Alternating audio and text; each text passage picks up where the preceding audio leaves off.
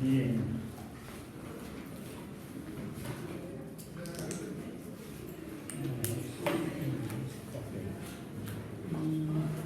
Tres. Bien. Entonces estamos en...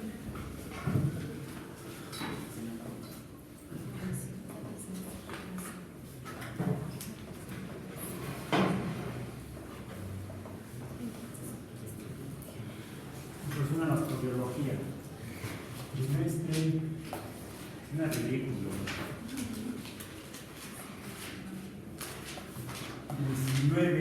2019, vivimos en el pasado. Quizá es un fenómeno relativista, einsteiniano, en el cual estamos viajando a la velocidad de la luz y por eso el tiempo transcurre más lentamente para nosotros. Y además, estamos en otoño, aunque la temperatura diga otra cosa y el solsticio de invierno diga otra cosa. Pues ya pasaste. Ok, está bien. Termina de introducirte en el espacio y tiempo.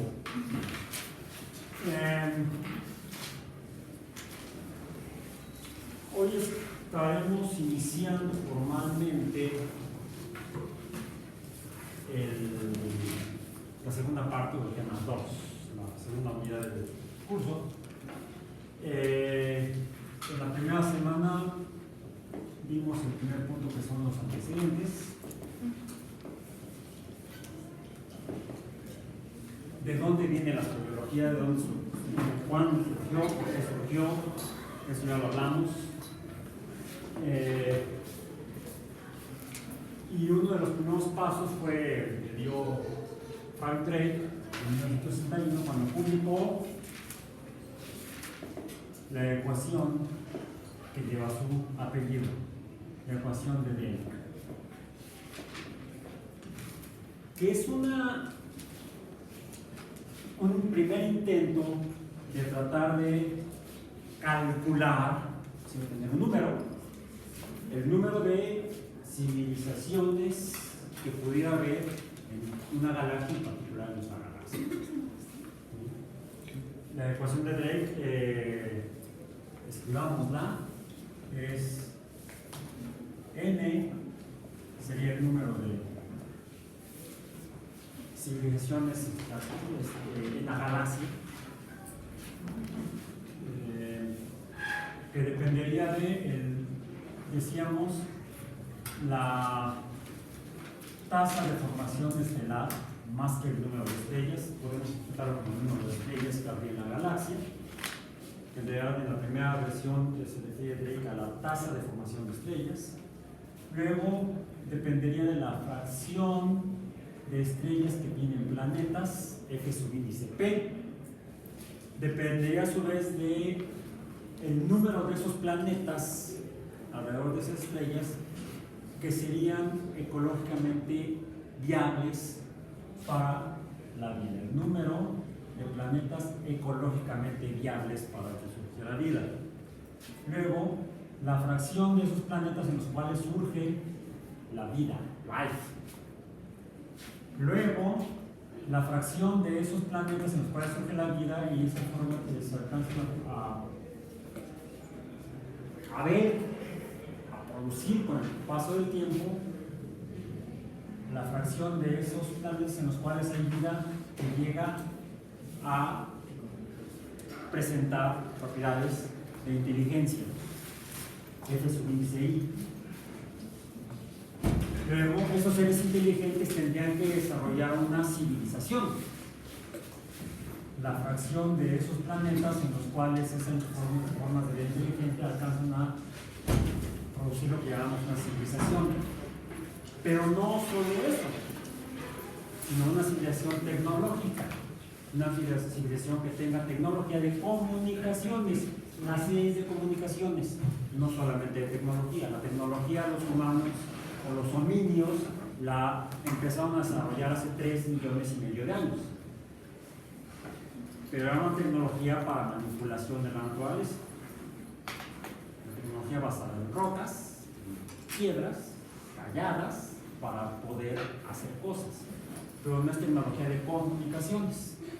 No comunicaciones, no es de celular, no son comunicaciones por telefonía celular, sino comunicaciones extraplanetarias y de hecho, preferentemente, comunicaciones interestelares, entre estrellas, para poder comunicarse con otras formas de vida inteligentes que estén en otras estrellas, que sean en la que haya surgido vida y que sean ecológicamente viables, tal vez en planetas. Y finalmente, el tiempo que esa forma de vida con una civilización tecnológica con capacidad de comunicaciones que puede sobrevivir a sí misma y mantenerse cuánto tiempo viva con esa tecnología. Esa sería la primera expresión de la ecuación de Drake, planteada en 1981. Somos contemporáneos. La ecuación y yo. Bien, eso fue lo que vimos. ¿Y qué más vimos? ¿De qué más hablamos el año pasado?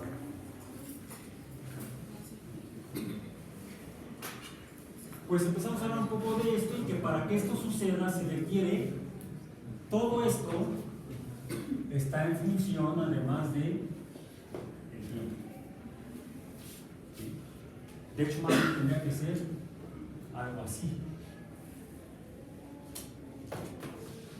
Todo esto, diría yo, ya no sería la ecuación de Drake, sino la ecuación de Drake-Alba.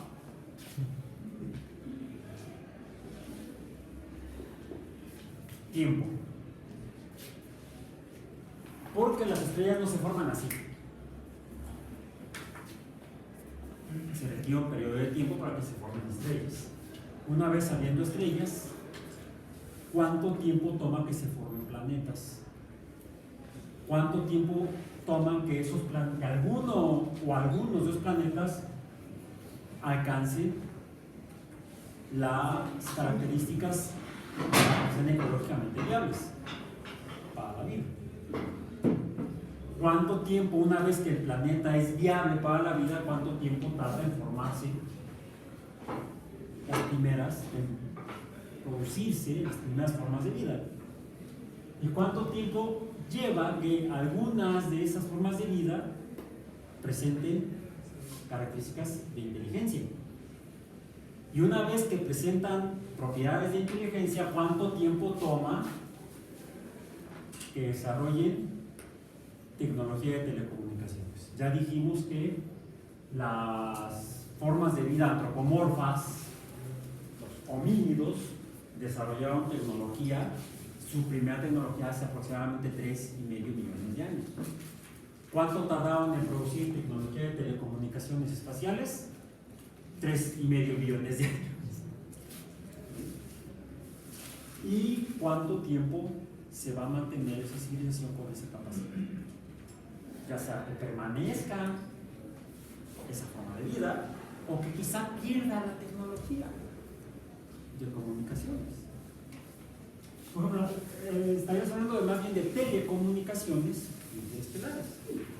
Las telecomunicaciones por los homínidos, ¿cuándo se generaron? Una forma de telecomunicación. Es decir, comunicación a distancia, no comunicación solamente oral, verbal.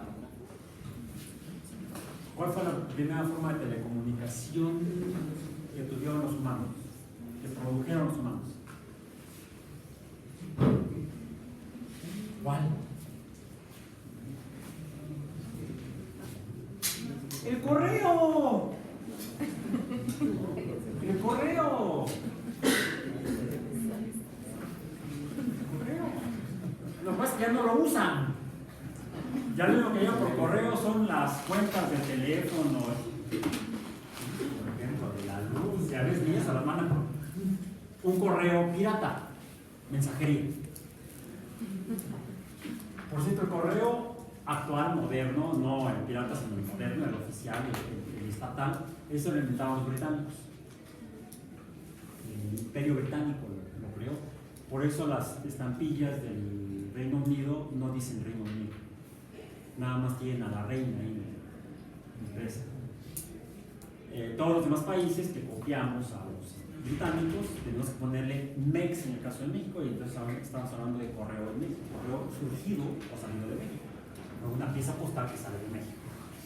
El de los Estados Unidos dice US, el de Canadá dice CAN. ¿Cuál será la siguiente forma de telecomunicaciones que hubo?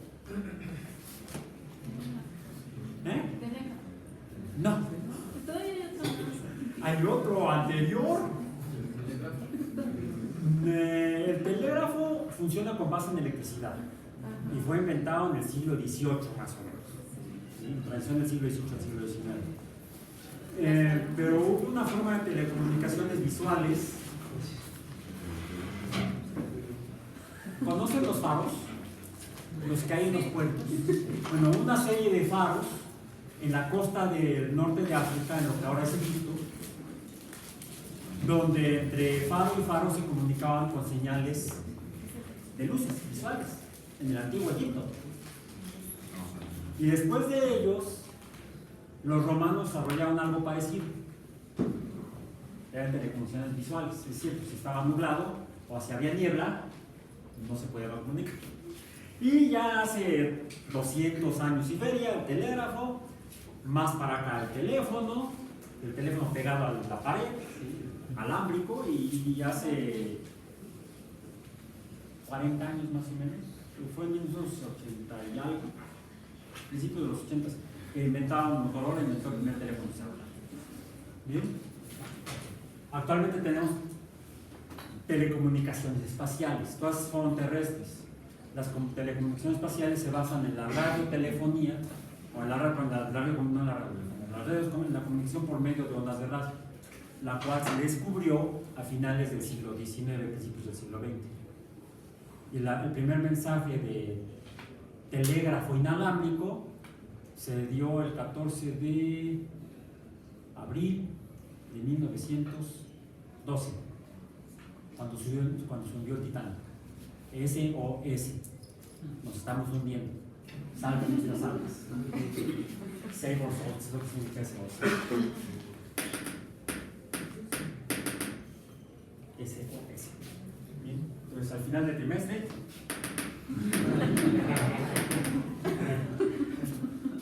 Ok, bueno, hoy el último tema que vimos la primera semana fue escalas de espacio y de tiempo para el origen y evolución de la vida. Entonces, todo eso lo repásenlo, por favor. Y vamos a entrar en materia del tema de hoy, que vamos a empezar a desmenuzar la ecuación de Drake. ¿De qué depende esto? Ya dije yo que depende del tiempo. Depende del tiempo. Y el tiempo es una cantidad que es materia de la física. Entonces, la ecuación de Drake depende de propiedades físicas. Una de ellas, el tiempo. Entonces, la segunda parte del curso totalmente es física. La existencia de vida en la galaxia o en el universo depende de los principios de la física. Depende de lo que describe la física. La física describe, de hecho, a la naturaleza, al universo. Y para poder describirla, necesita medirla. Necesitamos medir el universo. Bueno, podemos medir la cantidad llamada tiempo, que quién sabe qué es. Hasta la fecha los físicos no se ponen de acuerdo, pero podemos definirla como el intervalo entre dos eventos, el intervalo entre dos sucesos. Por ejemplo, y al primero que aparentemente se le ocurrió buscar una manera de medir intervalos de tiempo cortos fue a un sujeto nacido en Florencia, me parece. No, nació en Pisa. Galileo. Usó para medir el tiempo un yole, ¿no es cierto? No, un yole, no. Usó esto. El péndulo. Porque él se dio cuenta que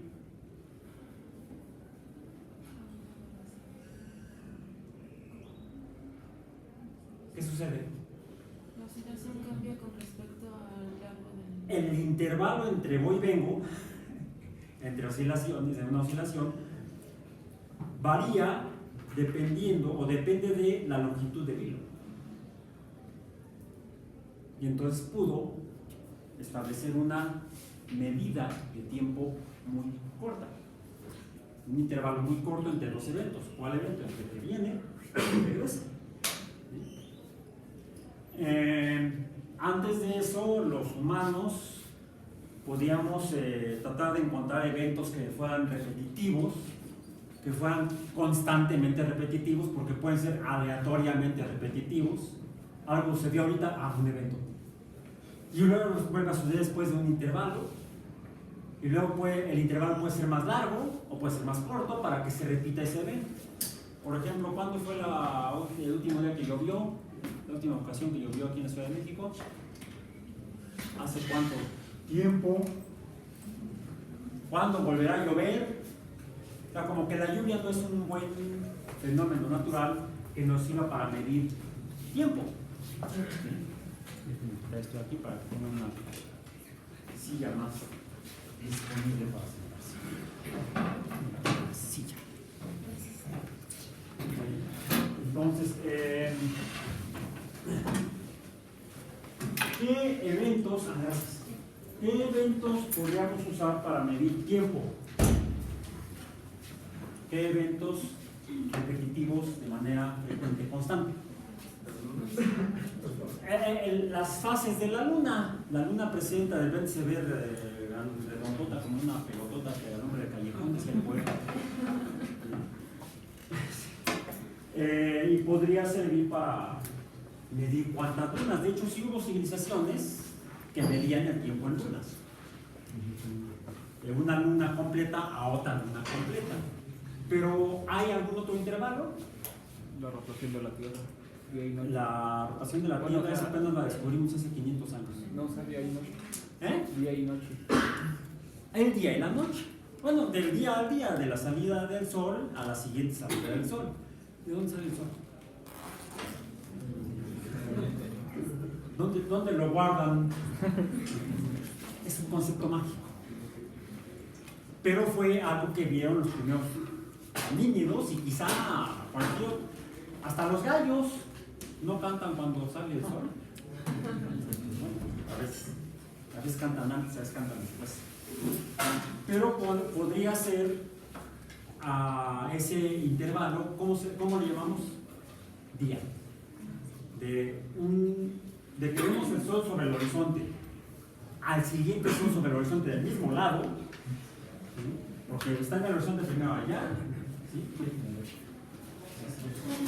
No, está allá. Y después va a estar allá. ¿Y luego de nuevo dónde? No. Va a estar allá. Y luego allá. Y luego allá. Sí, entre horizonte y horizonte transcurriría un intervalo al que llamamos día. Pero se dan cuenta de lo que les señalé. Un día está aquí, al siguiente día está allá, al siguiente día está allá. Se va a seguir, va a dar la vuelta completa. No, llega un momento que se detiene y luego viene de regreso, se arrepintió. Y luego,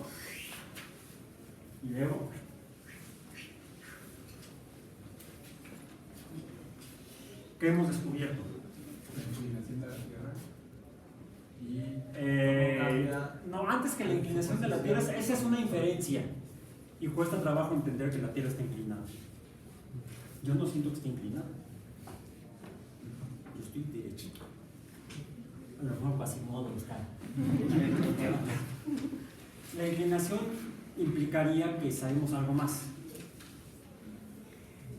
antes que la inclinación.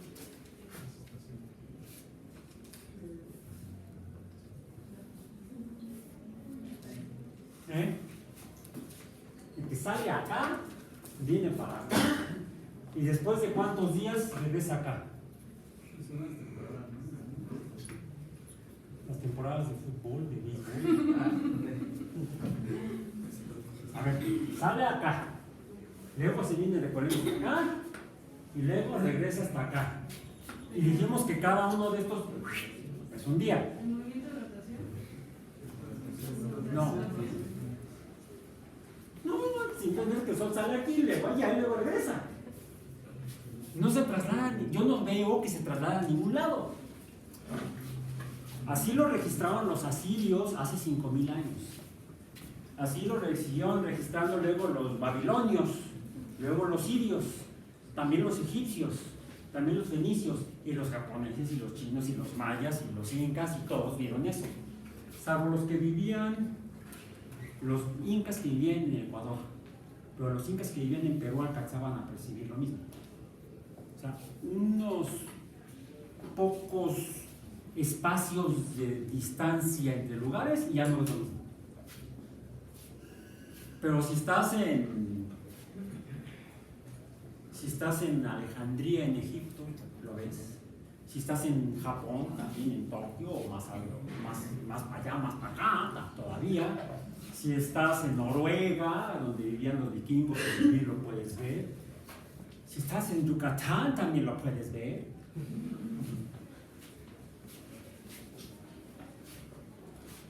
Son 365 apariciones del Sol por aquí, lo que tarda en regresar acá. Eso es. Quizá después del día y quizá de las lunas, el siguiente intervalo de tiempo que descubrieron los humanos, algunos humanos, fue el año. Y el año era ese ir y venir del Sol sobre el horizonte. Nadie siente que la Tierra se mueva, salvo en los sismos. Pero nadie siente que esté dando vueltas. ¿O lo sienten ustedes? No. No lo registraron ni los asirios, ni los mayas, ni los egipcios, ni ningún pueblo. Hubo por ahí un sujeto que vivió en el mar Mediterráneo, en lo que ahora en la zona europea es Grecia, Turquía. Vivía en una isla, en la isla de Samos, Aristarco, que les dijo a sus amigos: ¿qué creen? La tierra se mueve, deja de fumar esas cosas. La marihuana ya se conocía desde entonces. Es una planta del Medio Oriente, no es nativa de aquí.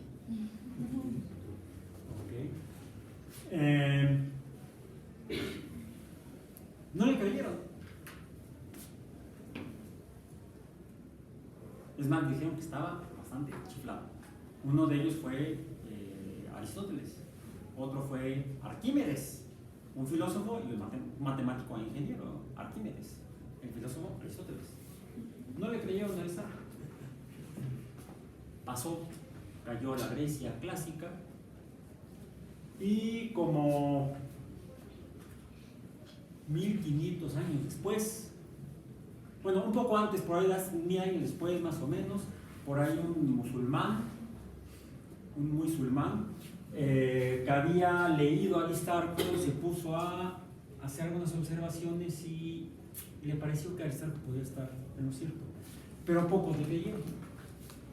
Cayó la civilización basada en matemáticas por los árabes en el año 1100 aproximadamente, pero ese conocimiento que habían rescatado los árabes de la Grecia clásica, luego lo rescataron los monjes cristianos en Europa, y un burócrata de la Iglesia católica en lo que ahora es Polonia, que leyó a Aristarco, que leyó a estos astrólogos árabes, no los que vieron la estrella allá arriba del cielo, no. ellos eran los astrólogos. Hizo a su vez también observaciones, revisó otras observaciones y dijo, tal vez Aristarco tenga razón.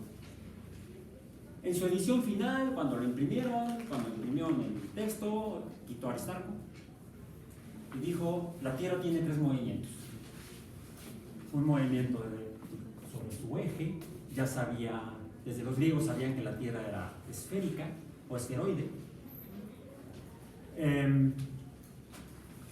Tiene otro movimiento debido a una inclinación que debe haber en el eje de rotación de la Tierra, que provoca que, además de que vemos que el Sol sale en diferentes lugares, en diferentes épocas del año, y solamente sale por el mismo lugar 2 días al año, más o menos por ahí del 20 de marzo, y entre el 20 y 21 de marzo, y en el mismo lugar vuelve a salir entre el 21 y 22 de septiembre,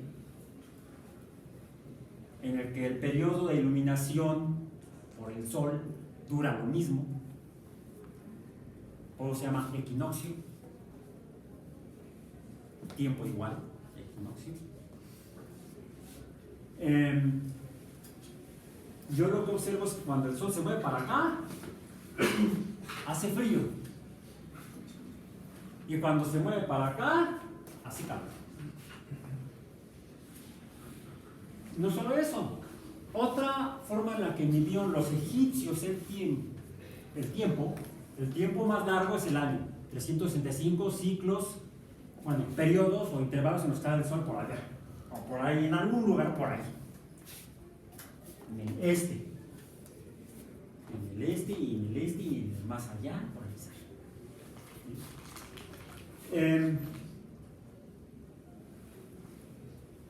También se dieron cuenta que cuando el Sol ya está de aquel lado y se pone todo oscuro, por acá se ven salir puntos de luz. Les llamamos estrellas. Y si ponen atención, cuando el Sol sale por acá y en el momento en que se pone de aquel lado, veo que salen algunas estrellas. Incluso puedo jugar a junto los puntos y pinto alguna figura, juntando conjuntos de estrellas, constelaciones. Y cuando el Sol está saliendo por acá,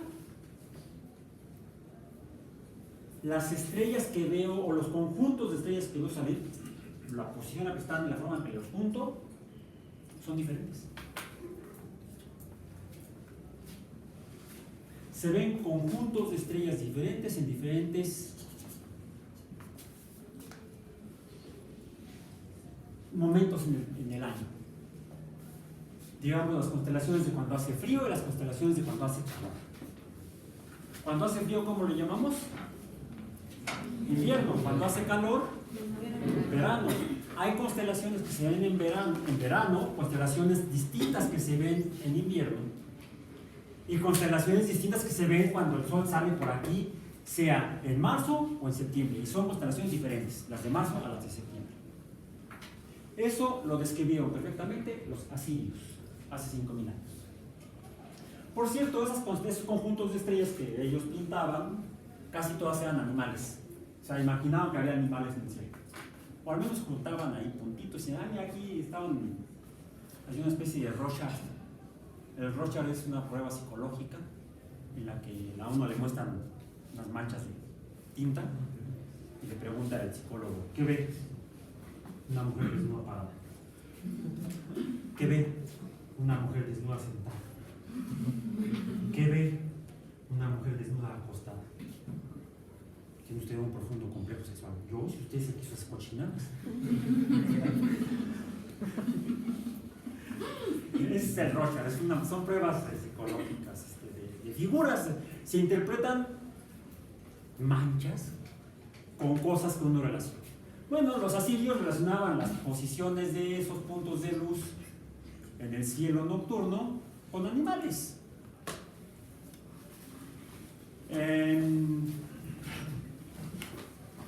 zoos es en griego, ¿no? ¿Cómo? Sí, entonces conjuntos de estrellas de animales son conjuntos de estrellas del zodiaco. Oh, sí, de ahí viene zodiaco. La mayoría eran animales, de hecho empezaron. No solamente los asirios imaginan o pintan figuritas en el cielo, lo hacen todas las civilizaciones antiguas del cielo. En Norteamérica, los nativos de Norteamérica, de lo que ahora son Estados Unidos y Canadá, imaginaban que hacia el norte se veían osos. Sí, en el norte hay osos todavía. Una osa con su osito, la osa mayor y la osa menor. Los griegos veían por ahí un cazador, que además estaba medio loco, era un acosador y seguía algunas doncellas. Orión siguiendo a las Pléyades. Y además, como Orión era cazador, también lo acompañaban sus dos perros, el can menor y el can mayor. Ya, pero todo eso, cuestiones imaginarias que sí permitieron, al ver que en invierno se ve al cazador siguiendo a las doncellas, acompañado por sus perros, no se ven en verano. Orión es una constelación de invierno. Entonces, se puede medir el año, ya sea con el sol o con las constelaciones. ¿En qué mes estamos? Es de noche. Y no traigo, se le murió la pila a mi celular y no me acuerdo ni en qué día vivo. Estoy en la UAM y ahí estoy. ¿En qué semana estamos? Ya vi en los globales, todavía no. Y perdí el calendario. Bueno, espérate a que estamos en la Ciudad de México, no se ven estrellas. Estamos fritos. No, sí se alcanzan a ver estrellas. Ahorita se ve precioso Orión en la noche. Salvo cuando está nublado, entonces no se ve. ¿Bien? Entonces, algo que hicieron los egipcios, que se dieron cuenta que no solo, en un día y su parte oscura, la noche, salían diferentes estrellas poco a poco a lo largo de toda la noche, y igual que el sol que sale por aquí y se pone por allá, las estrellas salían por el este también y se ponían por el oeste. Entonces pudieron dividir el cielo nocturno en 12 intervalos exactos, y cada intervalo de eso se llama una hora. 12 horas y 12 horas de día, y de ahí surgió el concepto de hora. Entonces tenemos un intervalo muy grande de tiempo, que es el año. Un intervalo más corto, las lunas. En algunos idiomas sajones o anglosajones se dice mons, moon, month, mes. Viene de luna. La palabra mes viene de luna. No en latín, del cual viene el español, pero sí en lenguas del centro de Europa. Entonces tenemos el mes, que es un intervalo más corto. El problema es que no coinciden, no hay una proporción exacta entre el número de meses que ocurren, número de meses lunares que ocurren en el periodo completo de un año. Entonces, ¿con qué lo medimos? ¿Con meses o con años? Es un lío. Bueno, podemos medir el siguiente intervalo de tiempo más corto. ¿Cuál es? El día. ¿Pero qué creen?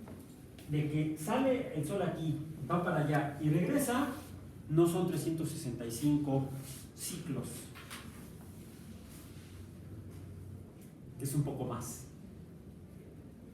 365 días y 5 horas y un poquito más. Bueno, 6 horas no llegas. Bueno, a veces son 6, a veces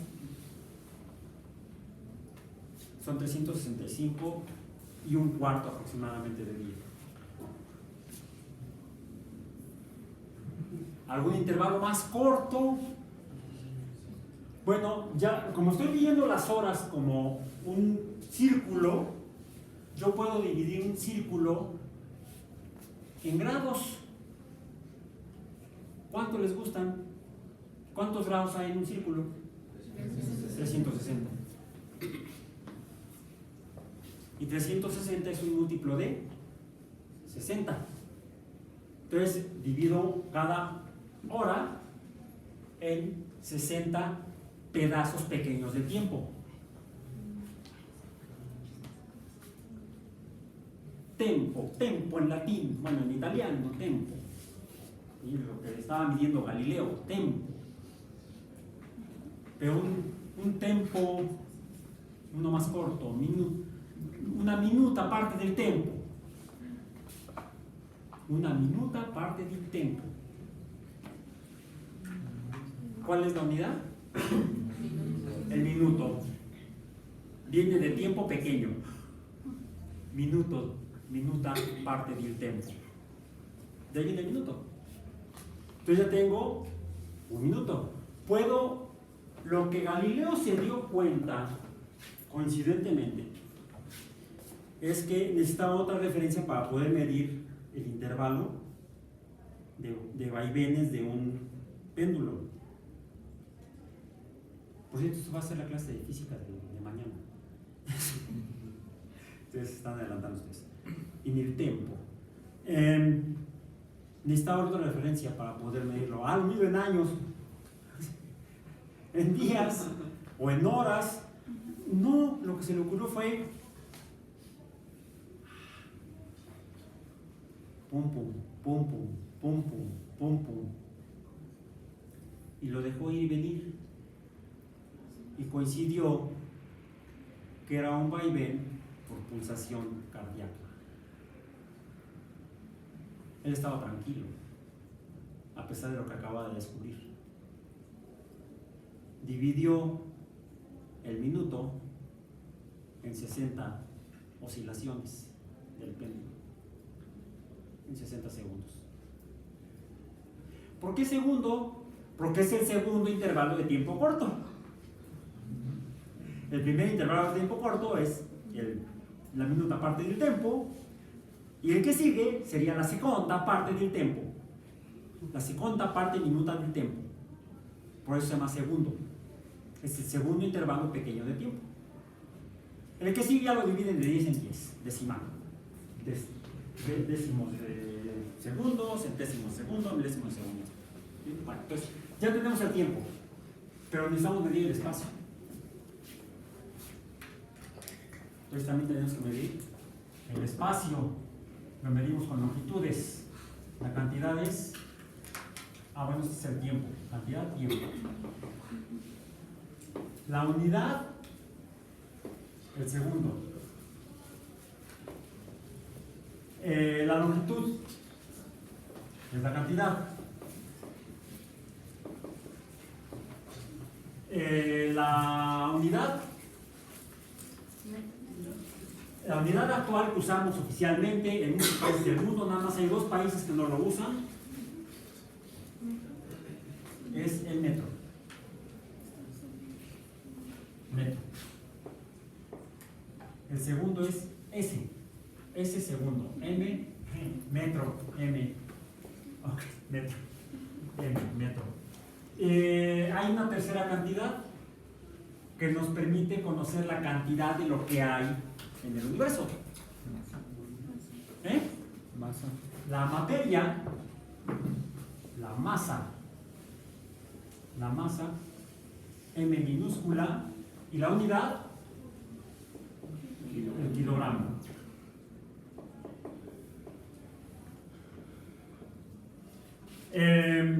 Hay otras 4 cantidades que se llaman fundamentales. Con estas 7 cantidades fundamentales podemos conocer todo el universo, desde el punto de vista físico. Una de las más importantes que tiene que ver con este fenómeno es la cantidad conocida como temperatura. T mayúscula. Unidad.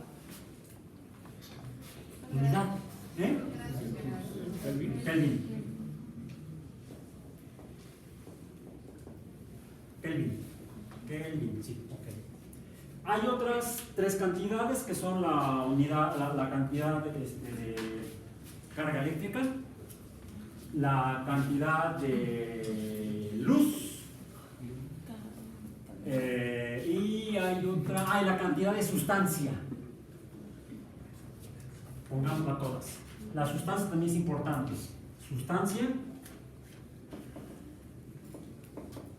Sustancia, decíamos, iluminación, también es importante. Y la última de decir que es carga eléctrica.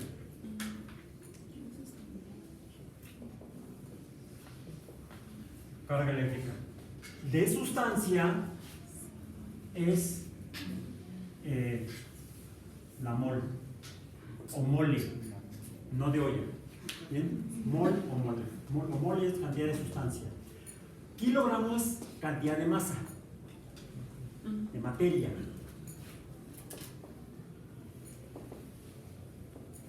No confundir materia con sustancia. ¿Sí? Esta depende de la cantidad de materia elemental, atómica. ¿Okay? Y su conjunto va acá. Ya tiene otras propiedades.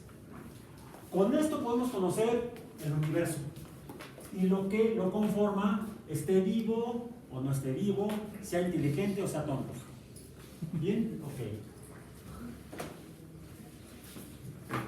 ¿De qué depende que un planeta sea ecológicamente viable? Pues depende de esto. Depende, por ejemplo, de la temperatura. Y vamos a revisar un material que les puse tanto en la página del curso como en el grupo de Facebook. Por cierto, acabo de reactivar mi página educativa. Sí, la UAM tiene dos servicios de internet. Normalmente la UAM Iztapalapa tiene dos servicios en internet para apoyar, para contribuir a la actividad docente, a los cursos. Uno son aulas virtuales. Hay el sistema que es el sistema de la plataforma Moodle. Ese no lo uso yo. Y hay otro recurso que no son aulas formalmente, sino que son repositorios o espacios donde se pueden poner todo el contenido de un curso, el programa, las condiciones, los materiales, que son las páginas educativas. Lo pueden googlear y buscan páginas educativas UAM Iztapalapa y van a aparecer. Y tengo yo una desde hace un buen rato que la tenía medio abandonada. Decidí que, como me puse a hacer una búsqueda en Google, googleé mi nombre. Y lo primero que salió fue mi sitio personal, donde dice Raúl Álvarez, físico-químico. Pero el siguiente hit, la siguiente referencia que aparecía era precisamente mis páginas, mi página educativa o mis páginas educativas. Tenía yo incluso cursos que ya no doy, que ya no existen por el cambio de plan de estudios. Entonces lo que hice fue actualizarlo. No me gusta mucho a mí personalmente la plataforma de esas páginas educativas, pero dado la visibilidad que tiene en internet, me pareció que era algo no muy bueno para mí en cuanto a la información que proporciona. Lo que hice fue actualizarla ahora en las vacaciones. Entonces, el material del curso puede estar en las páginas educativas, puede estar en mi sitio web personal y está también en Facebook. Cualquiera de los tres recursos. Es más, si se cae un servidor, funcionan los otros. Entonces, también con un sistema de respaldo, por eso lo puse.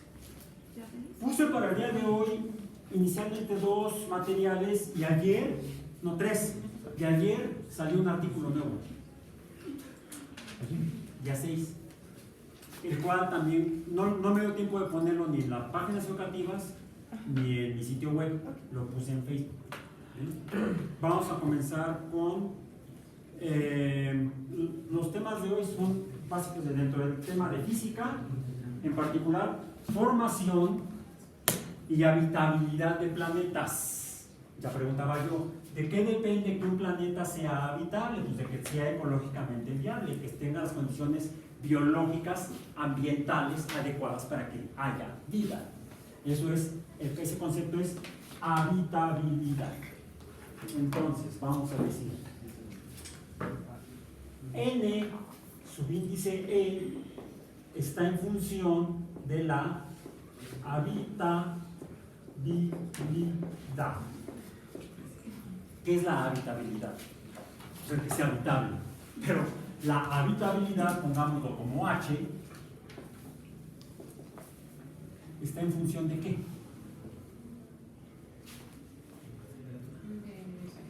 De las condiciones. Tendría que estar en función de propiedades físicas, de cantidades físicas. Una, la temperatura. ¿Por qué la temperatura? ¿Por qué se les ocurre que puede ser la temperatura? Porque hoy nos dimos cuenta en la mañana. ¿Por qué? Porque los diferentes organismos aguantan ciertas temperaturas. Ajá. Por ejemplo, en la Tierra, ¿hay vida en toda la Tierra? No. Bueno, ahora sabemos que sí. ¿Pero toda la vida es igual? No. Las formas de vida están diferenciadas dependiendo de lugar en la Tierra, pero dependiendo del lugar en la Tierra, la temperatura puede ser diferente. Hay lugares donde la temperatura es muy baja, la cantidad de temperatura es muy baja, y otros donde la cantidad de temperatura es muy alta. ¿Sí? Y las formas de vida son diferentes. ¿De qué más dependería? De la iluminación, pongámoslo como iluminación. Iluminación, I. No recuerdo cuál es el símbolo, pero usemos ahí. ¿De qué más depende? Puede depender del tiempo en el que se haya podido asentar en este lugar. El surgimiento de vida sí, y tienes razón. El surgimiento de vida sí. Pero hablemos ya de el planeta es habitable y está habitado. ¿Cuándo surgió? Por el momento no nos interesa. Más adelante lo vamos a revisar. Bien. Entonces, esa variable podemos dejarla para después, guárdala en el cajón, no se nos vaya a olvidar después. ¿De qué otra variable depende? Estas son cantidades. Mencioné yo cantidades que llaman en física básicas o fundamentales, porque son las primeras, son estas 7 las primeras con las que puedo empezar a conocer el universo. Las primeras que puedo medir y que debo medir para empezar a conocer el universo. Pero de estas se derivan otras cuando estas se combinan. Por ejemplo, si yo combino longitud o relaciono longitud y tiempo, voy a poner aquí la línea punteada y voy a relacionar la longitud como cociente con el tiempo. Surge, si este es un número y este es otro número, pues como resultado hay otro número. Un número es la magnitud de una cantidad, el tamaño de esa cantidad. ¿Cómo se llama esta cantidad? Casi. En física estrictamente se llama rapidez. Es recursiva, por eso la puse así. La R manuscrita, vamos a decir. No la R, no esta, que está más fea, que sea la. Ok. La de imprenta es también. Esto es rapidez. Si yo la longitud me refiero a ella como el espacio entre dos puntos, uno inicial y uno final, ¿sí? Este espacio es la longitud de la diferencia entre estas dos. Esto me genera delta X. Y además digo que lo que haya sido en el espacio cambió su lugar en el espacio. Al lugar en el espacio se llama posición. Un cambio de posición implica un fenómeno llamado movimiento, y a ese le llamo delta X. El espacio entre X1 y X2, que lo mido con la cantidad longitud, se llama ahora distancia. No es longitud, es distancia. La mido con longitud en metros.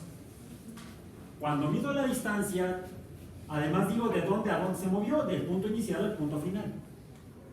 Entonces tiene una dirección y tiene un tamaño, una magnitud.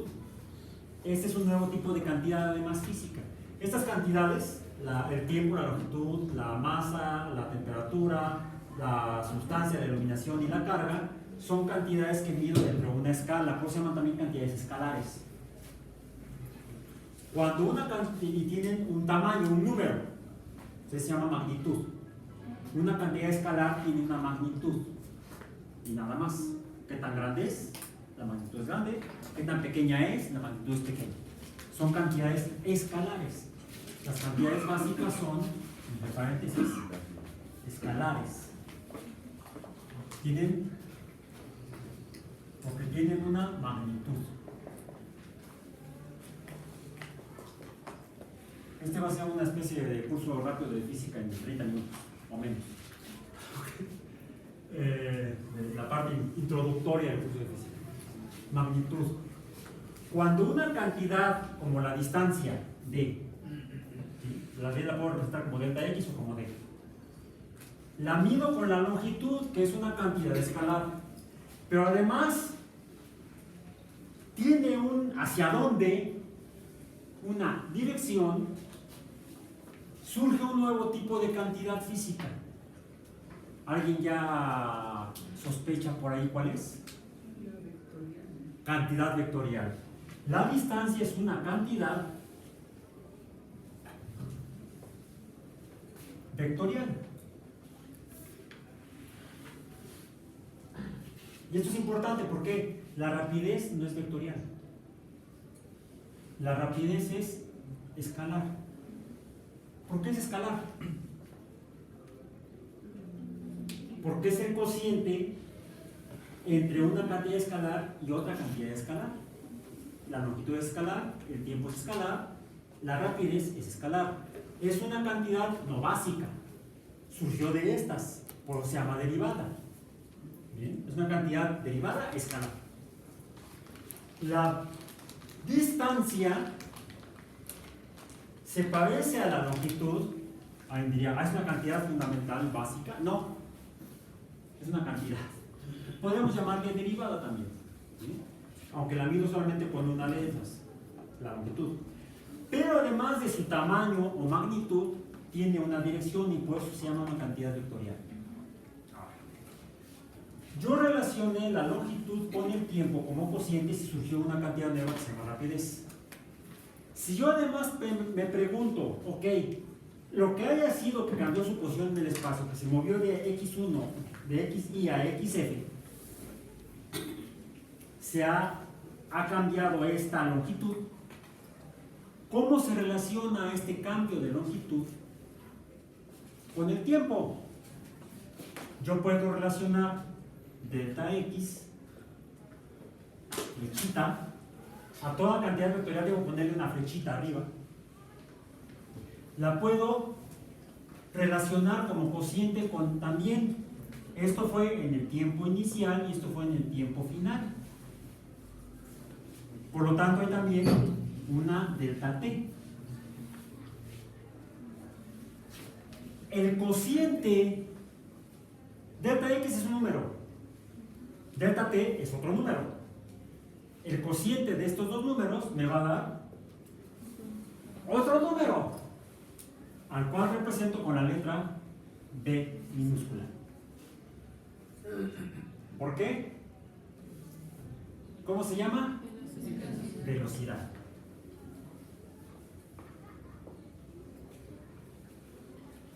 La velocidad se parece a la rapidez.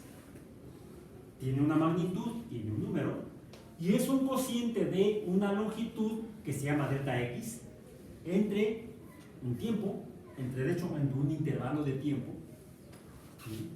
Un espacio de tiempo, un intervalo de tiempo, pero además del número tiene un hacia dónde se movió, tiene una dirección. Por lo tanto, la velocidad, ¿qué tipo de cantidad es? Es una cantidad vectorial.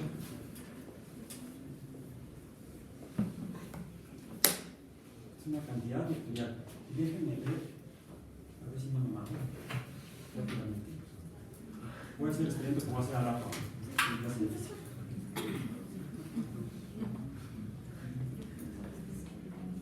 Seguridad ante todo.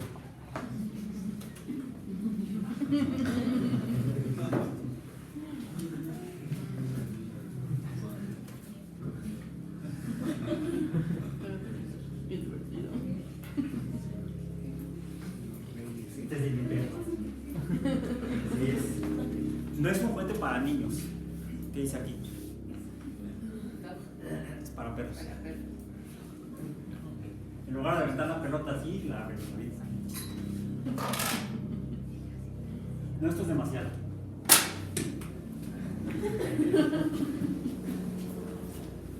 Le voy a dar un poquito menos. Me pasó de galleta. Ahí está. Un poco menos. Fíjense la distancia que recorre. ¿Sí? Antes del bote. ¿Sí?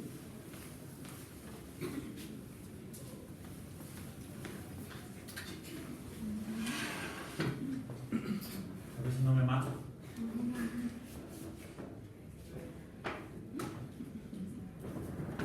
¡Ay! Me veo cargarla. Ahí está.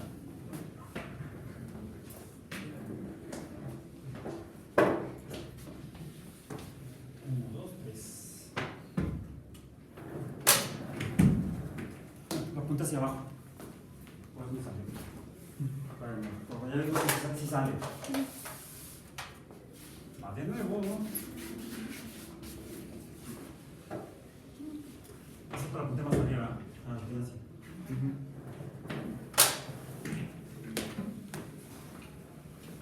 Y traté de dispararlo en la misma posición y llegó casi hasta la puerta. ¿Por qué? ¿Eh? No. Una es la velocidad con la que la pelota sale del cañón, el lanzador. Otra es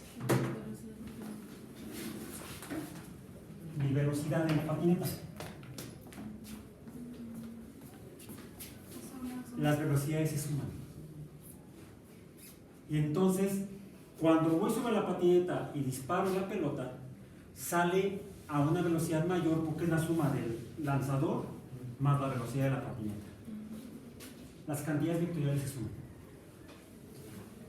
Y es un fenómeno físico importante. Sobreviví. Y al rato voy a hacer el experimento donde se duplica. En clase de física. Ok, bien. Entonces, las cantidades, todas las cantidades vectoriales se suman. Todas. Si aparece la velocidad y hay otro movimiento que tenga la misma dirección, se va a sumar. Si no tiene la misma dirección, pasa algo chistoso. No lo voy a hacer ahorita.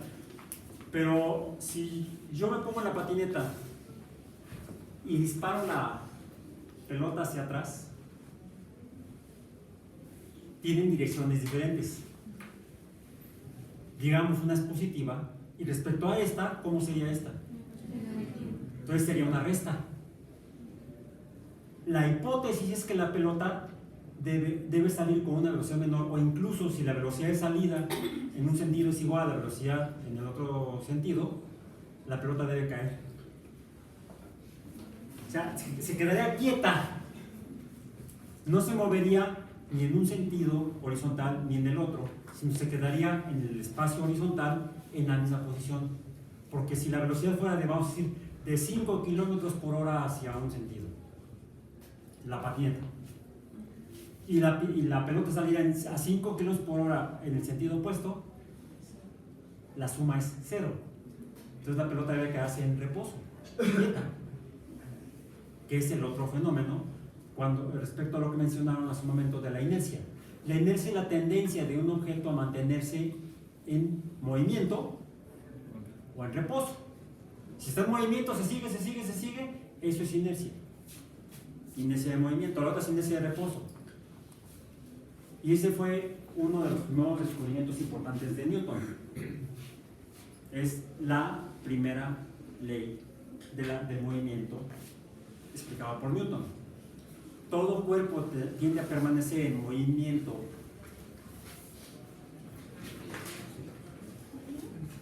Sacar la pelota.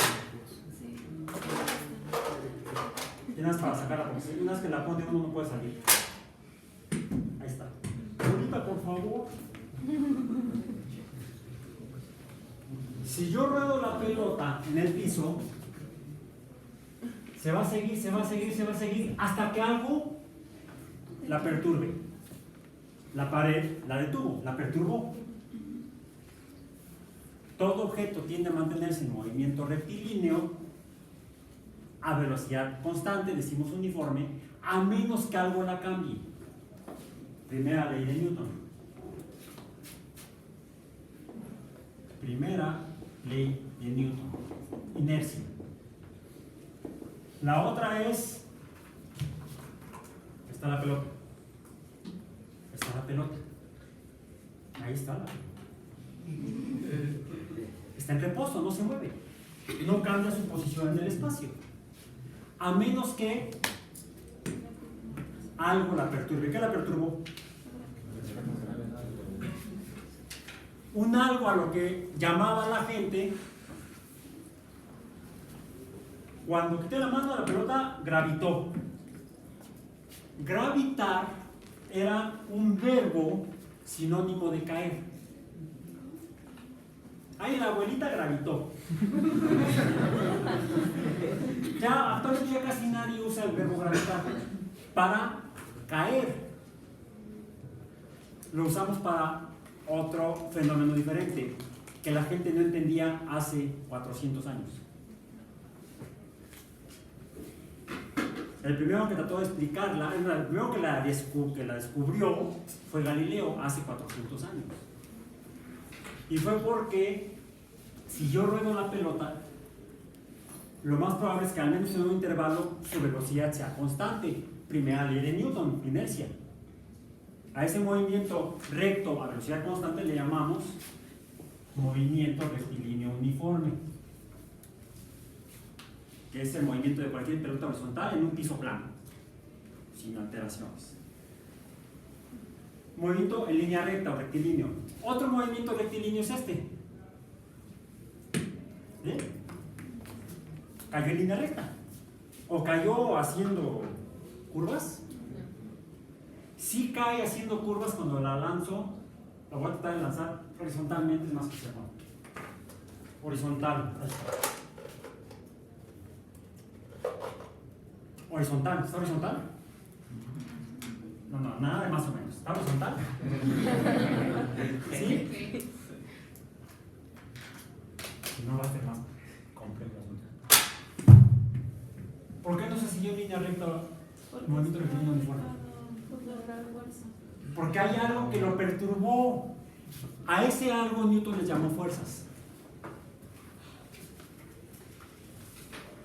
Primera ley de Newton: todo objeto tiende a permanecer en reposo o en movimiento rectilíneo uniforme a menos que una fuerza lo perturbe.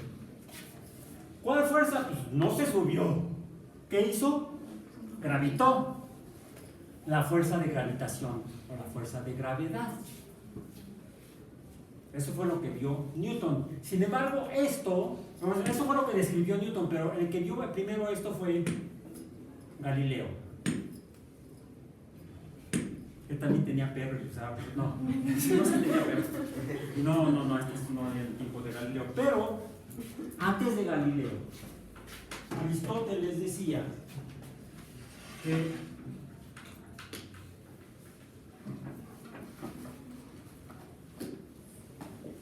son más o menos una pelota de golf y una pelota de ping pong. Sin embargo, sobre la mano. Masa. La masa de ellos es diferente. Hay mayor masa en la de golf que en la de ping pong. Decía Aristóteles que los objetos pesados caen más rápido que los livianos. O sea, si yo dejo caer ambas pelotas en la misma posición, decía Aristóteles, la pesada debe caer antes que la liviana.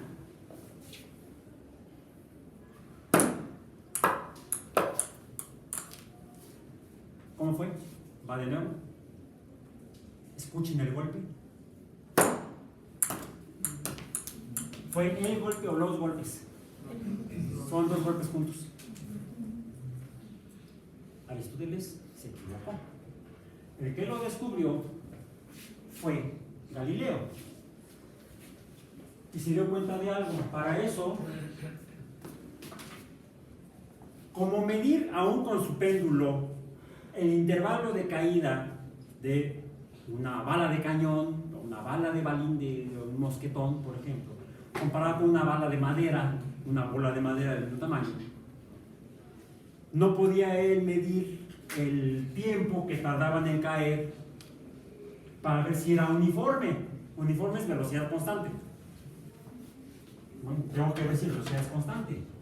Lo que hizo fue, tomó una tabla, la grabó, le puso campanitas para poder escuchar los intervalos de campaneo y dejó rodar las bolas.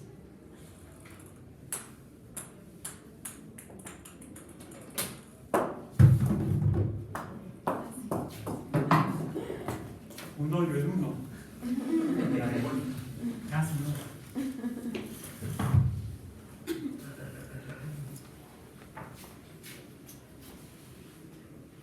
¿Se fijaron? Fue a velocidad constante. Oigan el ruido de la de golf, aprovechando que está rugosa y hace ruido cuando. Escuchen. ¿Se oye constante? Galileo descubrió la aceleración. La velocidad no constante. La velocidad cada vez mayor. Hubo una observación que hicieron los asirios 4.000 años antes, bueno, 4.015 años antes, cuando estudiaron las constelaciones. Observaron 5 estrellas. Ya les dije que cuando en invierno salen unas estrellas, en verano salen otras. ¿Sí? Y se repiten, cada año son las mismas, qué aburridos. Así son, ni modo. Pero observaron, al ser tan constantes sus observaciones, observaron que también salían 5 estrellas. Que además, conforme van pasando los días, o las noches, vamos a decir, las estrellas siguen el mismo camino. Sin embargo, había 5 estrellas que hacían esto.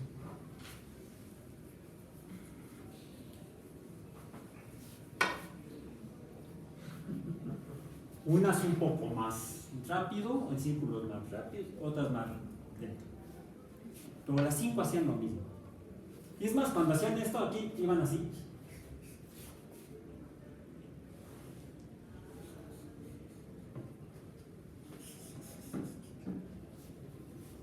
Su velocidad de movimiento en el cielo no era constante. A veces iban más rápido, se aceleraban, y a veces iban más despacio, se desaceleraban. Son los dioses. El dios de la guerra es rojo, sangre. Los romanos la llamaron Marte. Hades, le decían los griegos. Había una que se movía, pero echa la cochinilla. Hermes le dijeron los griegos. Mercurio, los romanos. Otro, en cambio, era como mi abuelito. Era la que tardaba más tiempo en moverse a lo largo del cielo. Y regresar y otra vez. Ah, pues debe ser el dios del tiempo. Cronos, para los griegos. Saturno, para los romanos. Hay otras dos. El mero mitotero. ¿Quién? Zeus, por Zeus, para los griegos. Júpiter para los romanos. Y la diosa del amor. Venus para los romanos, para los griegos era Artemis o Artemisa. Y ya los asirios le llamaban Ishtar.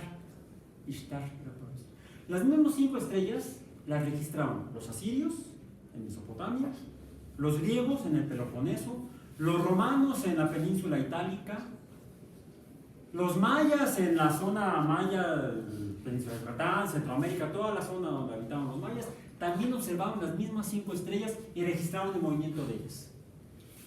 Estrellas, puntos de luz en el cielo. No como decía Pumba, bolas de gas quemándose en el cielo. Eran los dioses del pasado, le decían así, de los reyes del pasado. Los dioses según los pueblos antiguos. Entonces, el medir velocidades, incluso de puntos de luz, fue importante para entender el universo.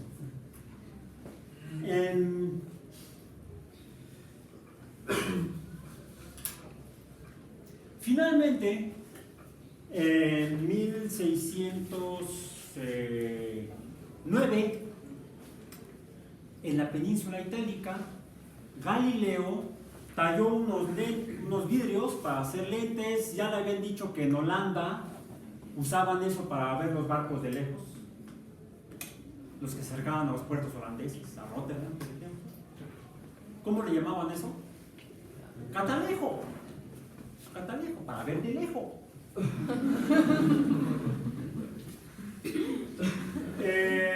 Galileo lo escribió como su anteojo, eso que lleva antes que el ojo. Usó su anteojo y lo apuntó a la luna y vio montañas.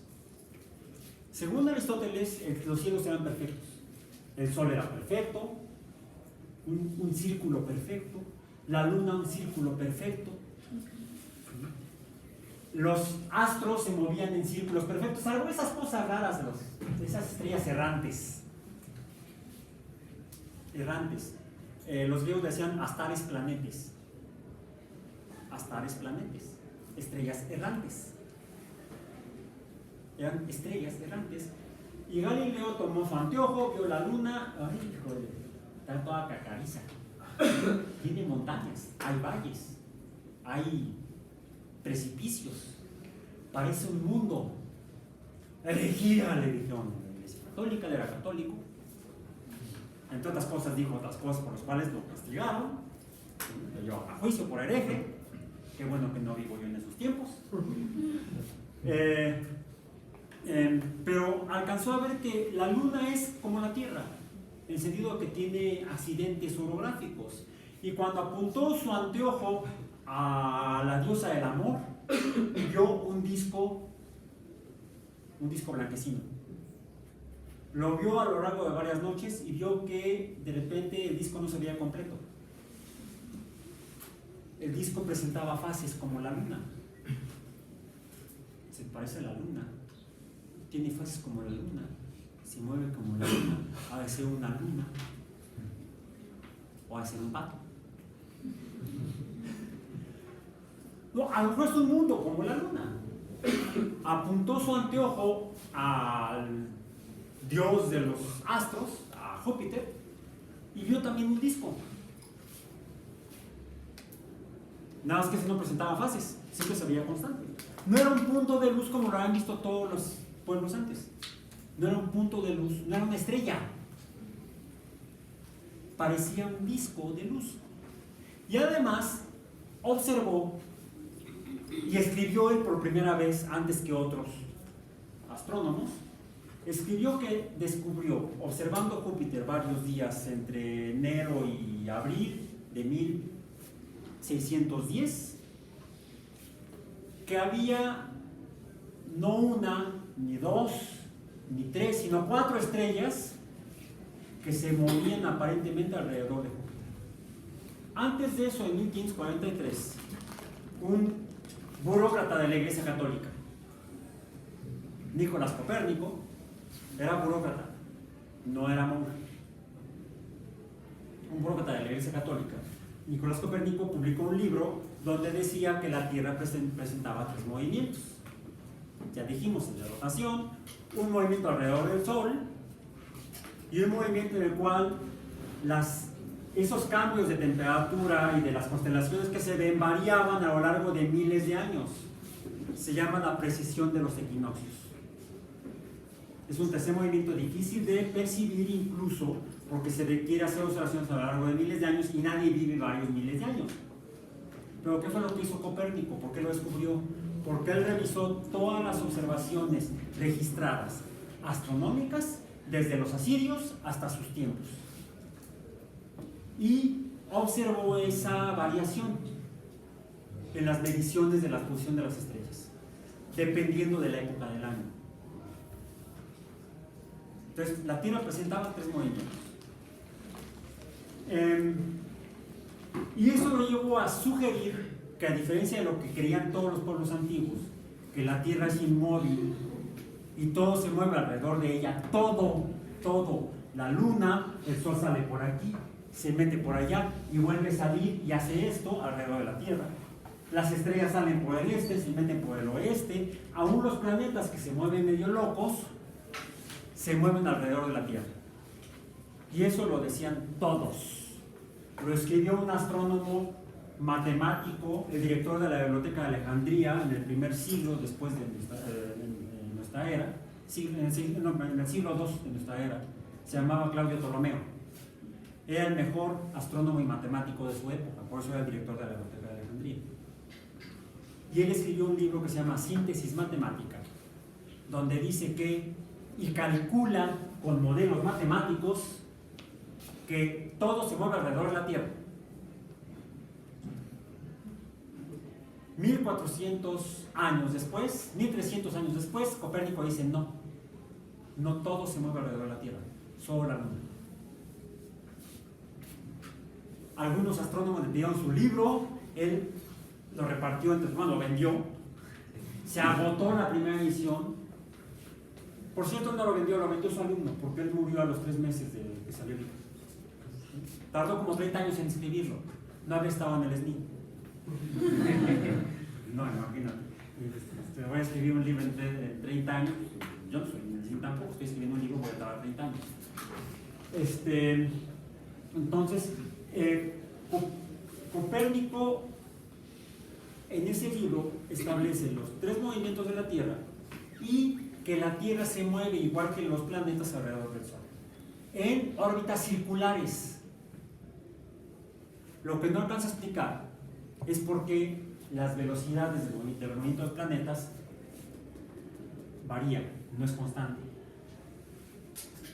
Él no lo alcanza a explicar en 1543. Contemporáneo de Galileo, entonces pongamos fechas. Esto es Newton, ¿verdad? Dijimos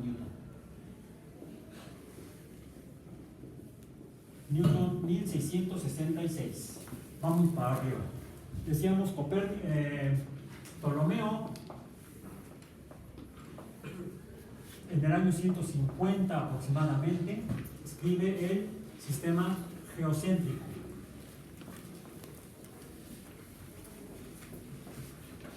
Y este pulmón ya está en el Pérez. No cayó. No hago un hoyo en uno. No hago un hoyo, no hago una. Bien. Después de Ptolomeo mencionamos a Copérnico. 1543. Su alumno alumno Reticus, de hecho es el que edita el libro, pasa a plantear lo que se llama el sistema heliocéntrico, o sea, con el Sol en el centro, de órbitas circulares. Pero no explica la velocidad variable de los planetas.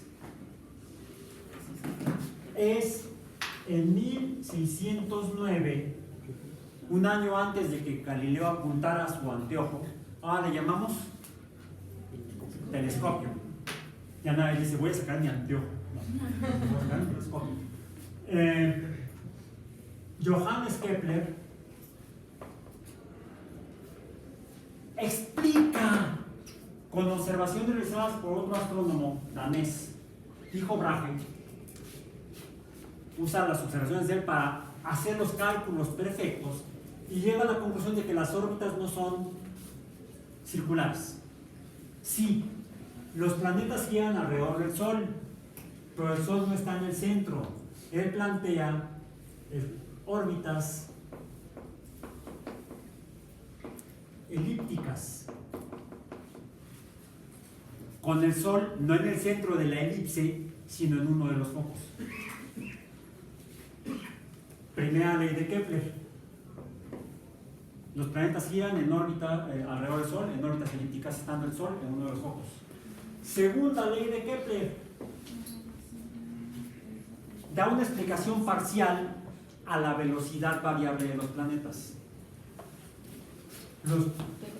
Está la elipse, está el Sol en uno de los focos, y aquí el planeta recorre una distancia mayor que cuando está acá, en el mismo tiempo. ¿Sí? Aquí, tiempo 1, tiempo 1, tiempo 2, donde el tiempo 1 es igual al tiempo 2. ¿Sí? Pero aquí la distancia es mayor. X1, X2. X1 es mayor que X2. Vamos a poner delta X. Delta X. Delta X1, delta X2. ¿Sí? Por lo tanto, acá delta X1 entre delta T1 es mayor que delta X2 entre delta T2. Pero él no puede calcular esto, porque no sabe calcular este tipo de movimiento. Movimiento no rectilíneo, sino no rectilíneo precisamente. Movimiento no rectilíneo. No lo puede calcular. Entonces Kepler lo que hace es hace un truco geométrico. ¿Esto qué es? El área dentro de la elipse, que se parece a un triángulo. Y él puede calcular, es un excelente geómetra. Y además actualmente cualquier niño de tercero primario puede calcular áreas de triángulo. ¿Sí? Base por altura entre 2. Es una medida aproximada, pero da A1, A2, donde A1, no delta, A1 es igual a A2. En la segunda ley de Kepler, los planetas recorren áreas iguales en tiempos iguales. Áreas iguales en tiempos iguales. Segunda ley de Kepler. O sea, por eso va más rápido. Aquí, la velocidad es mayor aquí que acá. Cuando están cerca del Sol, la velocidad es mayor que cuando están lejos del Sol. Es en 1666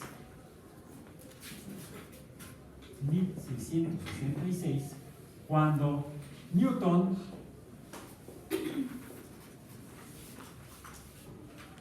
aprende cómo calcular esto, velocidades variables, Para eso inventó el cálculo.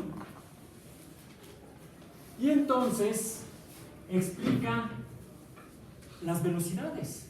¿Por qué aquí va más veloz el planeta que acá? Porque está más cerca del Sol y acá está más lejos. Y el Sol entonces, al estar más cerca, jala más fuerte al planeta y hace que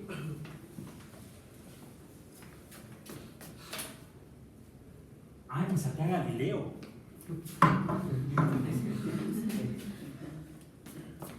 Galileo. Pero no en la observación de 1609 y 1610, no. Sí, ahí confirma que Copérnico tenía razón en cuanto a la posición, de que no todo se mueve alrededor de la Tierra, solamente la Luna. Porque él, es una diferencia. También hay estrellitas moviéndose alrededor de Júpiter, no todo gira alrededor de la Tierra. Hay estrellitas girando alrededor de Júpiter. A él fue el que no le creyeron y por eso lo mandaron a juicio ante el Santo Oficio. Y por eso lo acusaron y lo declararon culpable de herejía. Y terminó porque él decía que Copérnico tenía razón. La Iglesia Católica había asumido el modelo de Ptolomeo para explicar sus creencias. Entonces, decir que Ptolomeo era falso era decir que las creencias católicas eran falsas. Pero a Copérnico no le pasó nada, él trabajaba para la Iglesia. A Copérnico, a Galileo, en 1610, publicó su libro donde decía que Copérnico tenía razón. ¿Cuánto tiempo después? 70 años. Casi 70 años después de Copérnico, dice Copérnico tiene razón.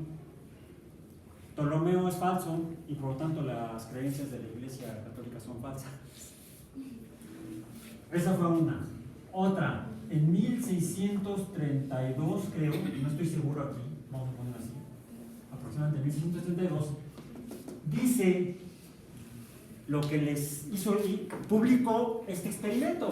¿Cuándo lo hizo? No está escrito, pero él dice, los objetos pesados no solamente caen más rápido, sino que caen igual que los livianos, sino que todos caen como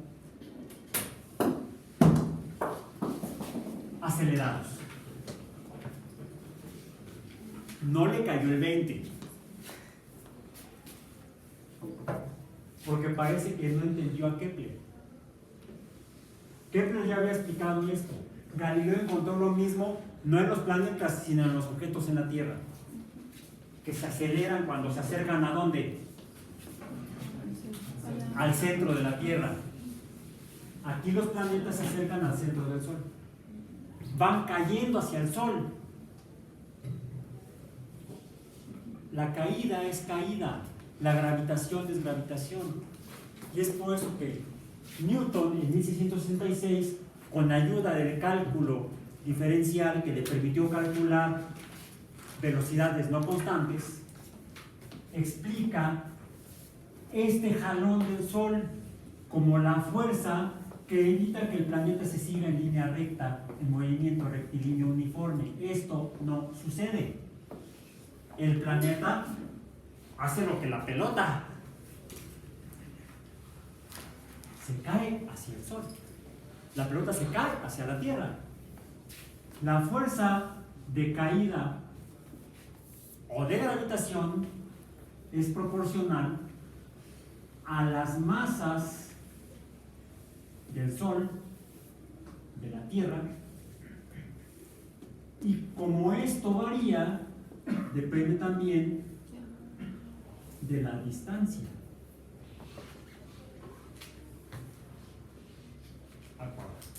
Aquí me falta una constante, que esa no la conoció Newton, la constante gravitacional. Esa la descubrió años, bueno, no la descubrió, la midió años después, Lord Cavendish. Pero si la distancia es pequeña, ¿cómo es la fuerza? Fíjense, la relación es inversa. O sea que si este número es pequeño, este debe ser grande. Si este número es grande, este es pequeño. Entonces la fuerza es lo que hace que las cosas cambien su trayectoria a otra y la cambien más o menos. Bueno, ok. Como se dan cuenta, entonces, los principios de la física nos ayudan a entender cómo se comportan los astros, primero. Y nos deberían ayudar a comprender estas variables de la ecuación de Drake. Bueno, rápidamente, ya para terminar, espero en los próximos 15 minutos.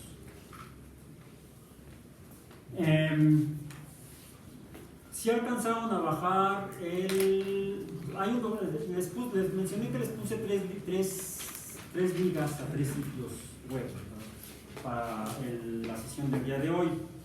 Uno está titulado ¿Qué hace a un planeta habitable? ¿Qué hace que un planeta sea habitable? Y es un documento en PDF. Es una hojita nada más. Es una tabla. ¿Sí? Es una tabla.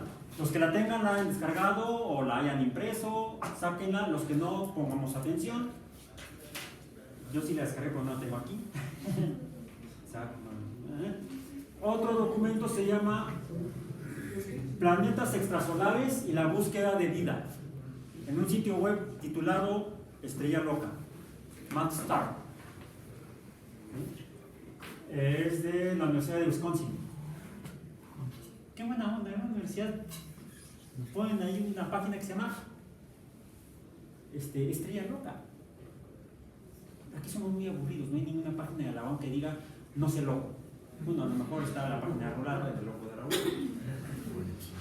Y hay otro documento, porque el segundo tema, el primer tema que vamos es condiciones para la vida como la conocemos, límites y sus bases biofísicas. Y para esto tenemos la tabla, la tablita de PDF. Y en la página de la Universidad de Wisconsin.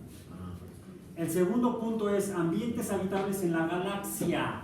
¿Sí? Recuerden que la astrobiología se pregunta cuál es el número de civilizaciones en la galaxia, no solo en el sistema que gira alrededor del Sol, el sistema solar, sino en toda una galaxia. ¿Podría haber estrellas con condiciones, con planetas y condiciones viables en cualquier lugar de la galaxia? Es la pregunta. ¿Sí o no?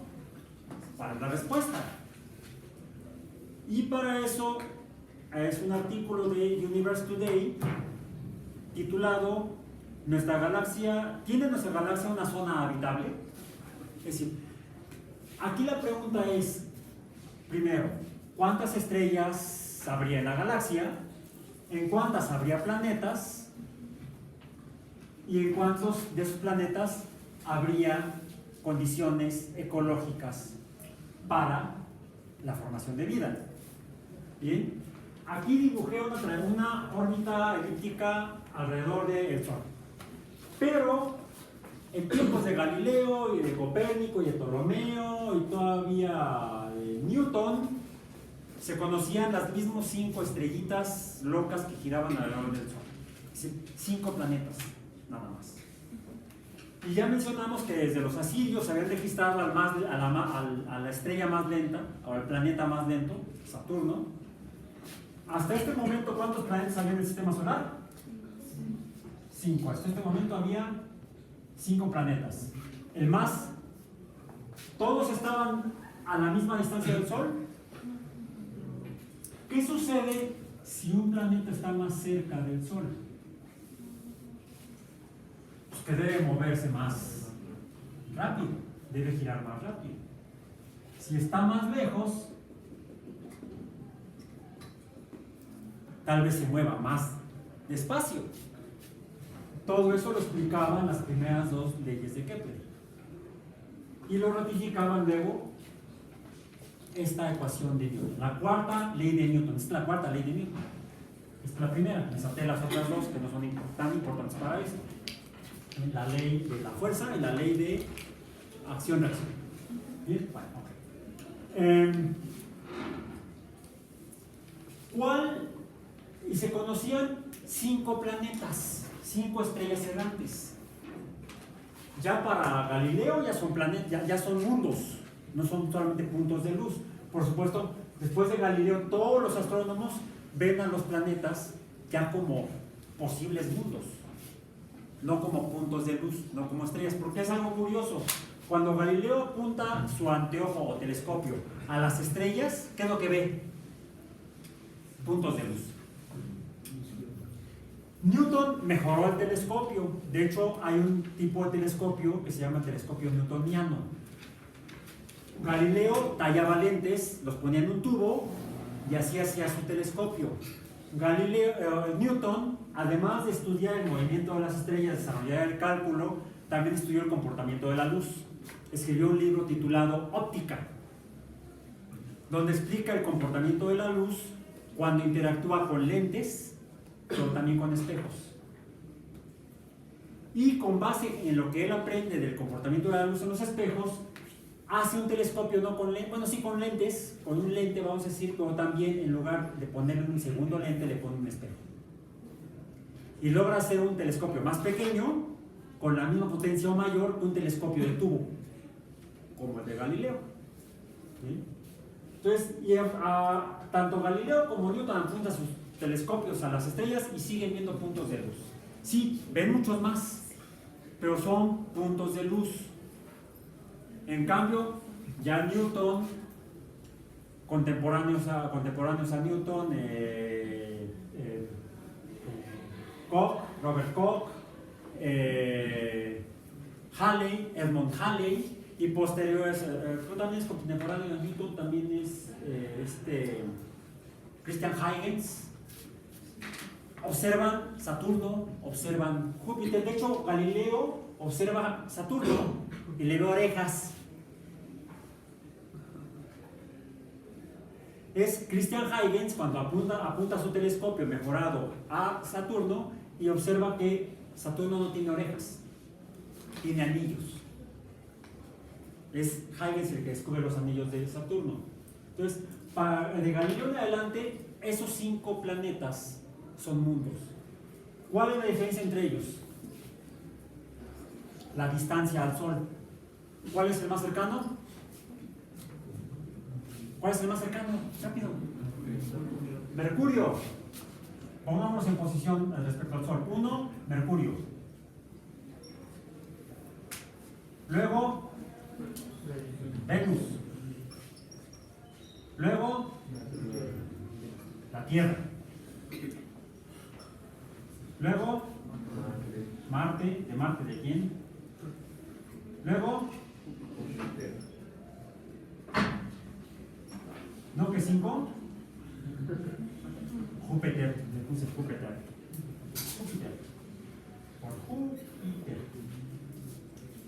Contando a la Tierra como planeta serían 6. 6, Saturno.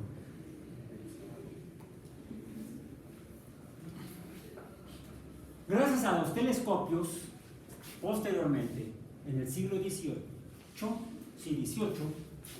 se descubre un 7º planeta, el primero descubierto por medio de un telescopio.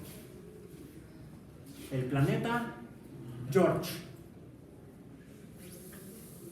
Así le pusieron originalmente, en honor al rey Jorge, porque lo descubrió un inglés de origen alemán.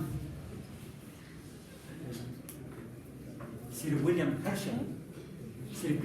Herschel, astrónomo, matemático y músico de la corte británica.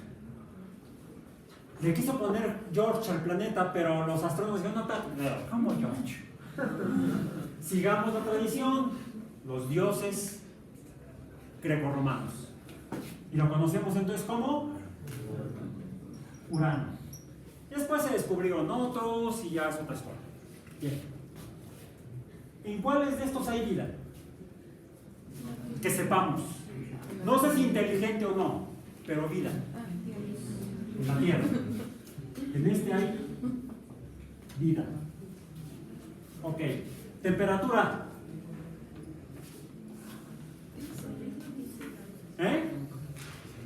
La temperatura promedio de la Tierra. La promedio. Temperatura promedio. 15 grados Celsius. Vamos a ponerlo en Celsius, no en Kelvin. ¿Ok? Por comodidad. Agregue sumarle 273. O sea, serían 288 grados Kelvin. Es más, no son grados, son Kelvin, 288 Kelvin. 288 Kelvin. Ok.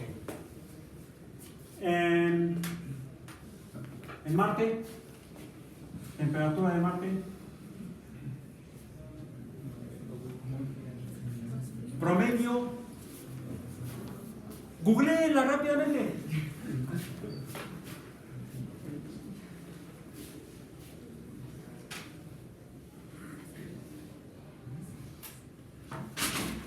Pues dice que entre 20 grados centígrados y menos 140 ¿Cuál sería el promedio? Más, menos, digo, la máxima, la máxima menos la mínima entre 2. Para sacar un promedio así muy grueso. 60. ¿Cuánto? Menos 60, ¿no? Menos 60. Temperatura de Marte aproximada, vamos a decir, menos 60 grados Celsius. ¿Cuántos serían Kelvin? 273 serían 213 Kelvin. Y se quejaban de, porque estábamos hoy a 6 grados en la mañana,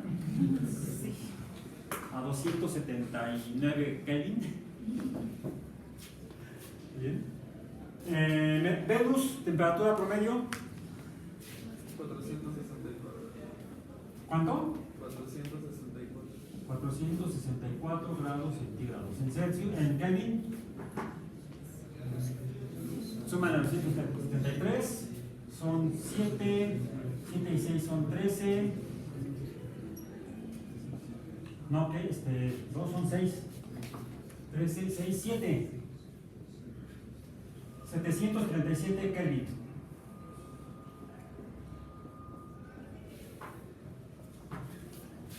Para que no se quejen del calor. 464 grados Celsius. ¿Hay vida en Marte? ¿Puede haber vida en Marte?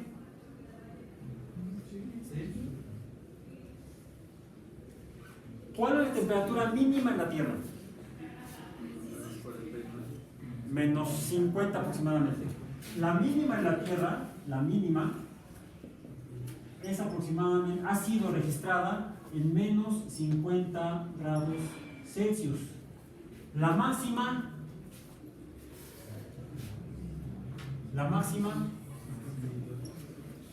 aproximadamente 50 grados Celsius. Ojo, sobre la superficie de la Tierra. Sobre la superficie de la Tierra. ¿Sí? Porque es ahí donde vamos a ir viendo más adelante cosas más interesantes. Pero hablando de la superficie de la Tierra, la temperatura mínima medida ha sido en el Antártico, menos 50 grados Celsius. La máxima en algún lugar de África fueron más 50 grados Celsius. El otro día ¿dónde fue? ¿En Tijuana? Andaban así. El año pasado. No en Mexicali, ¿no? Pero andaban más 40 y algo. En Mexicali. ¿Hay vida en Mexicali? ¿Podría haber vida en Marte?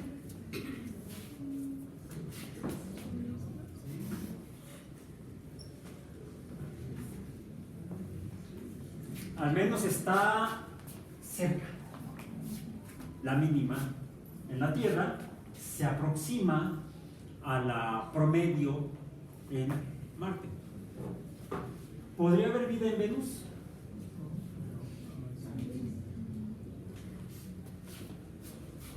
De acuerdo a estos números,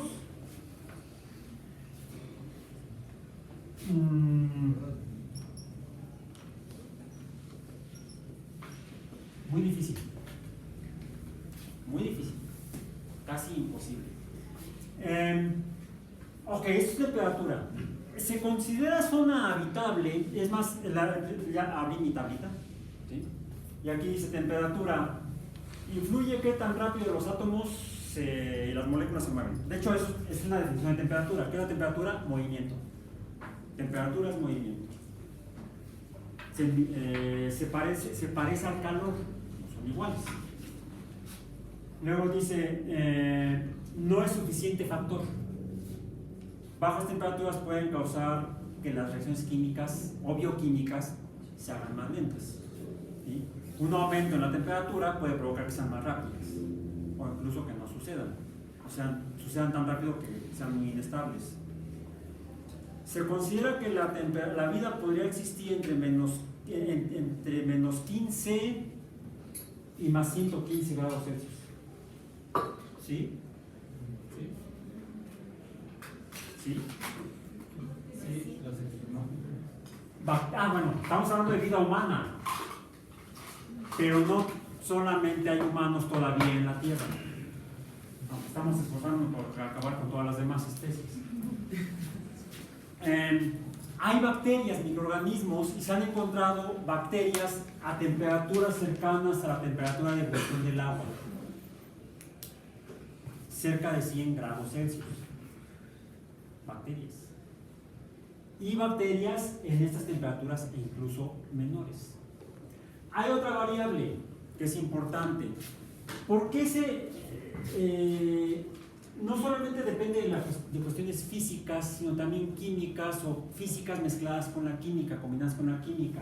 Digamos, físico-químicas. Y aquí va a quedar un encargo, una tarea, es buscar un dato, una serie de datos que vamos a mostrar más adelante. ¿Por qué físico-químicas? Porque se refiere a la temperatura de la cual depende la materia, la forma en la que se encuentra la materia.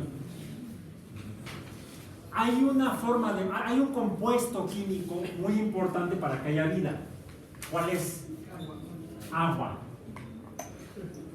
El agua es vida. Si no hay agua, no hay vida. Pero el agua puede encontrarse en 3 estados físicos: sólido, líquido y vapor o gas. ¿De qué dependen los estados físicos del agua? Dependen de esta variable física, temperatura, pero dependen de otra variable física, de otra cantidad derivada, que surge de otras cantidades derivadas, una básica que es la temperatura, pero también de otras derivadas, que es el volumen. De hecho, es fuerza, que es una cantidad física derivada, fuerza entre volumen.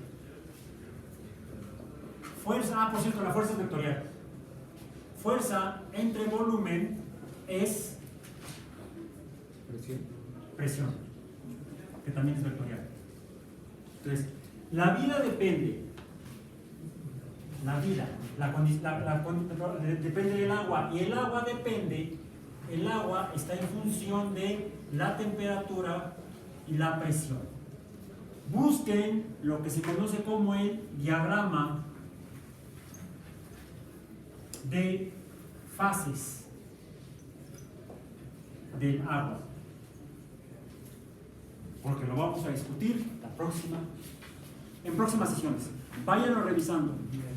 Ahora, la principal variable que vimos ahorita es la temperatura, y la temperatura en mucho depende de la cantidad de energía, que es otra cantidad derivada, que emiten las estrellas y que llega a los planetas. De hecho, en Venus podría haber vida, en la Tierra hay vida, y en Marte podría haber vida, considerando estas dos variables, presión y temperatura. Por lo que la distancia en el sistema solar entre Venus y Marte es lo que se conoce como la zona habitable, la zona donde podría haber planetas con condiciones ecológicamente viables para la vida. Pero esto depende, la zona habitable está en función de la energía radiante de la estrella. y no todas las estrellas son iguales. Entonces, a partir de la próxima sesión vamos a enfocarnos en tratar de entender cómo son las estrellas, porque dependiendo de cómo son las estrellas depende de la cantidad de luz y energía que emiten, y de ahí el artículo que les mencioné que salió el día de ayer, que ya está en el grupo de Facebook para que de ahí lo puedan bajar, leerlo, porque vamos a relacionarlo con el tema de la formación estelar la próxima clase.